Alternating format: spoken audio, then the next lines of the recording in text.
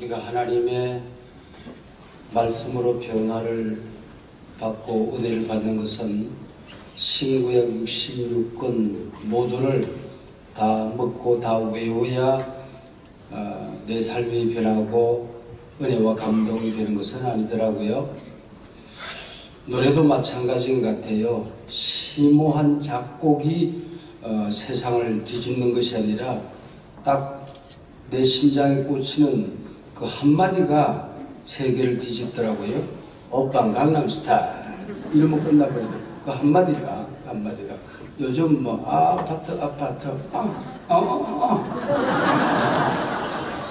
그 한마디가 세계를 이렇게 뒤집어 놓더라고요. 저는 어릴 때부터 꿈꾸는 자가 오는 도다, 이 한마디가 내 삶을 변화시키지 않았나 하는 생각을 하게 됩니다. 저는 금년에 은퇴를 했어요. 은퇴를 하고 원로 목사가 되었는데, 저는 6.25 끝자락에 태어났습니다. 제가 태어나고 난 다음에 한 달 만에 휴전이 되었거든요. 여러분, 우리나라가 내가 안 태어났으면 큰일 날 뻔했잖아요. 내가 태어나고 한 달 만에 전쟁이 끝나버렸으니까, 제가 안 태어났으면 계속 지금도 전쟁이 아마 계속됐을지도 모르겠어요. 그래서 은퇴를 하고 난 다음에 지금 교회 원로로서 한국교회를 섬기는 자리에 있게 됐는데, 여러분, 은퇴하니까 참 좋더라고요. 너무너무 좋아요. 그리고 은퇴하면 시원섭섭하지 않습니까? 저는 전혀 그런 게 없었어요. 춤추고 날아갈 것만 같았습니다. 왜냐하면은 사명은 죽을 때까지 가는 거잖아요. 지금만 은퇴를 하는 것이고, 또 저는 이 은퇴를 하고 보니까 책임 없는 자유가 있더라고요. 자유롭게 사역을 하게 되는 거예요. 그동안은 교회 여러 가지 사역들에 매여 있었는데, 지금은 그 매여 있지를 않고 하고 싶은 일을 마음껏 할 수가 있게 되더라고요. 또 한 교회를 섬기는 사역자여서 세계는 내 교구다, 웨슬리의 말이 실감이 납니다. 그야말로 내가 목회할 수 있는 그 장이 교회 안에 있는 것이 아니고 하나님 나라, 우리 사회, 국가, 세계, 우리 선교 사역 무대에서 우리 섬길 수 있다 하는 것 때문에 얼마나 행복한 하루하루를 보낸지 모르겠어요. 70평생을 그러면 살았다는 얘기잖아요. 6.25 때 6.25 끝자락에 태어났으니까 70평생을 살면서 이때쯤 되면은 매년 가슴이 설레였어요. 야, 금년에는 또 어떤 일들이 일어나게 될까? 금년에 우리나라에 얼마나 위대한 일들이 일어나게 될까? 나는 어떻게 헌신하며 살게 될까? 기대가 있었거든요. 그러니까 제가 태어날 때의 우리 국민소득이 50불, 60불 정도 되어서 지금 3만 불이 되었으니까 한 600배 정도가 성장을 했단 말이죠. 제가 살아왔던 70년 동안에 600배의 경제 성장을 하면서 달려왔어요. 언제나 새로운 꿈을 꾸면서 살아왔다고 하는 것이죠. 근데 금년에는 정말 하나님 앞에 그런 질문이 있어요. 하나님, 금년에도 제가 꿈 얘기 좀 해도 될까요? 하나님, 한국교회가 여전히 우리 사회에 희망입니까? 꿈입니까? 하는 질문을 하나님께 드리게 됩니다. 근데 우리 목사님께서 꿈 얘기를 해달라 그랬어요. 비전 얘기를 해달라 그래서 제 마음속에 하나님, 우리 한국교회 솔직하게 내 마음속에 지금까지 설렘이 가득했던 그 꿈이 제 안에 있습니까? 희망을 말해도 좋습니까? 비전을 말할 수 있는 세상입니까? 하나님 앞에 질문하면서 오늘 말씀을 준비하게 되었습니다. 2025년 을사년이거든요. 우리말에 을씨년스럽다 하는 말이 있습니다. 그게 뭐냐면은 을사년과 같다 하는 그런 말이거든요. 1905년 을사능약이 있었습니다. 그리고 1907년 고종이 폐위되는 역사가 있었던 것이죠. 그리고 1910년 경술국시 일제강점으로 빨려드는 이 살벌한 세상, 정말 민초들이 힘에 짓밟히면서 두려움에 떨던 그 모습이 을씨년스럽다. 1905년 을사능약이 이 나라를 휩쓸고 있던 그때의 모습과 같다는 뜻입니다.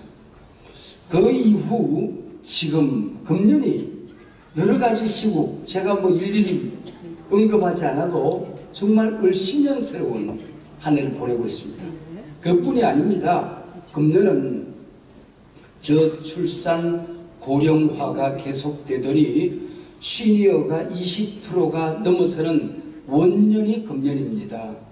그러니까 천만 시니어 시대, 이게 지금 축소 시대로 위기에 온갖 것을 포함하고 있는 이 원년이 바로 금년입니다. 그뿐이 아닙니다.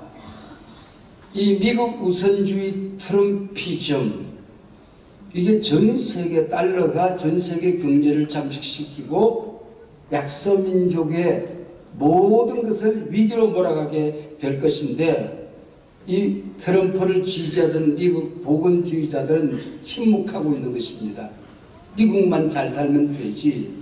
이게 여러분 미국이 건설된 청교도 정신이 맞겠습니까? 그리고 세계를 섬겨야 될 하나님의 막중한 사명을 받은 미국이 이래도 되는 것이냐, 그런 얘기입니다. 우방도 짓밟아서 미국만 잘 먹고 잘 살면 되는 이런 위중한 시대가 아마 곧 1월 10일 이번 주간에 트럼프가 취임을 하게 되는 트럼피즘이 전 세계를 강타하게 됩니다.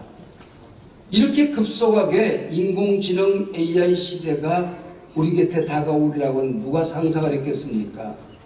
우리나라가 디지털 최앞선 선진국인 줄 알았는데 하는 사이에 이게 인터넷 속도가 1위에서 30위 가까이로 밀려나는 후진국으로 밀려드는가 하면, 교회는 바로 이 디지털 시대에 지각생이 되어져 가고 있습니다. 바로 AI 인공지능이 발전해서 인간의 안보를 위협하는 때가 곧 올 수도 있다 하는 위기가 우리에게 지금 다가오고 있습니다. 여러분, 이런 모든 것들이 우리 지금 사회를 강타하고 있는 것입니다. 그뿐이 아닙니다. 우리 사회가 상처 집단이 되었어요. 상처촌이 되어버렸습니다. 집단 심리가 다 무너졌습니다. 모든 국민들에게 트라우마가 있어요. 이유를 알 수 없는 분노가 있는 것입니다. 심리로 오르는 이 분노 속에서 지금 대한민국이 기형적인 사회로 되어져 버렸습니다. 확정 편향, 진영 논리, 이거밖에 남은 게 없습니다. 옳고 그름이 없는 사회가 되어버렸어요. 무조건 내 편은 옳다, 무조건 상대는 짓밟아야 되는 대상이 되어져 버린 이런 집단 심리가 무너져 버린 기형적인 사회가 되어져 버리고 말았습니다. 바로 이때에 우리는 정말 중차대한 기간 시기를 맞이하고 있거든요. 금년이 어떤 해인지 아십니까? 아펜젤러와 언더우드가 재물포항에 첫 발을 내디딘 지 140년이 되는 해입니다. 그리고 하나님께서 이 민족에 주신 민족사의 위대한 선물을 받은 해방 80주년을 맞이하는 해가 금년입니다. 정말 축제와 축제를 벌여야 되겠는데 이 축제가 과연 가능하겠느냐 하는 생각을 하면서 조심스럽게 우리가 봄을 기다리게 되는 겁니다. 여러분, 140주년이라는 게 그냥 동그라미 하나 붙은 그런 의미가 아닙니다.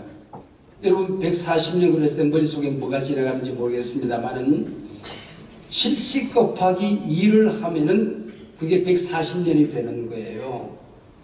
성경적으로 70은 환원의 수입니다. 회복의 수입니다. 모든 것이 본질로 달라지는 해입니다. 바벨론 포로에서 돌아올 때에 정치 지도자들 종교 지도자들, 이 경제 지도자들 향하여 하나님께서 거룩해라. 너희들이 달라져야 된다. 너희들이 변화되어야 된다. 너희들이 하나님 앞으로 돌아와야 된다. 너희들이 바로 서지 않으면 하나님의 약속은 이루어지지 않는다고 말씀하셨던 바벨론 포로에서 돌아오는 해가 70년입니다. 우리 바벨론 포로에서 돌아오는 70년이 우리나라 역사적으로 언제입니까? 1차가 1955년입니다. 1955년. 그럼 1955년은 어떤 상황이었습니까? 일제강점기 끝나고 해방의 단잠이 깨기도 전에 배고픈 이 상황 속에서 6.25 동족 상잔을 경험합니다. 사회가 완전히 잿더미로 변해버렸습니다. 교회가 모두 다 무너졌습니다. 남편을 잃은 사람들, 아버지를 잃은 사람들이 피눈물을 흘리는 이때에 제1차 바벨론 포로 기환 70년을 맞이하게 되겠습니다. 이때는 물리적으로 모든 것이 무너지는 때에 70년을 맞이하면서 우리가 허리띠를 절라매고 일어서자 70년을 달려왔어요. 그러면서 모든 것이 건설되어졌습니다. 세계에서 가장 가난하던 나라가 가장 잘 사는 나라의 대열에 오르게 된 것입니다. 미국 민주주의가 오롯이 이루어지는 산업화에 성공한 국가가 되어져서 잘 먹고 잘 사는 나라가 되었습니다. 교회는 인류 역사에 한국 교회는 세계 선교 역사에 볼 수 없는 엄청난 부흥, 세계에 내세워서 쑥스러움이 없는 한국 교회가 되었던 것이죠. 성공했습니다.